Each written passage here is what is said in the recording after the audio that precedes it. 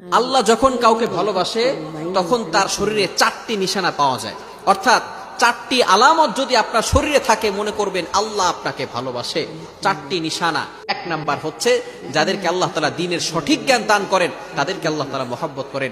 Number 2, দ্বিতীয় number হচ্ছে যারা বেশি বিপদে পড়ে আল্লাহ তাআলা তাদেরকে মহব্বত করেন। যার শরীরে দেখবেন একের পর এক বিপদ আসতেছে, অসুস্থতা আসতেছে, বারবার বিপদ, একের পর এক বিপদ, একটা বিপদ যাওয়ার পর পরে আরেকটা বিপদ আসতেছে, আপনি হতাশ হবেন না প্রিয় ভাই। আল্লাহ তাআলা আপনাকে ভালোবাসেন। এই কোটি কোটি মানুষের ভিতরে আল্লাহ তাআলা আপনার প্রতি ফোকাস করেছেন, আল্লাহ তাআলা আপনাকে ভালোবেসেছেন বিধায় আল্লাহ পাক রব্বুল আলামিন আপনাকে বিপদ দিয়েছেন। মনে রাখবেন নবীদেরকে আল্লাহ তাআলা বিপদ দিয়েছেন। ইব্রাহিম আলাইহিস সালাম খলিলুল্লাহ এবং মিল্লাতা আবিকুম ইব্রাহিম, যিনি সকল মুসলিম উম্মাহের সকল মুসলমানদের পিতা এবং সকল মুসলমানদের লিডার নেতা, সুতরাং ইব্রাহিম আলাইহিস সালামকে আল্লাহ তাআলা সবচেয়ে বেশি কষ্ট দিয়েছেন।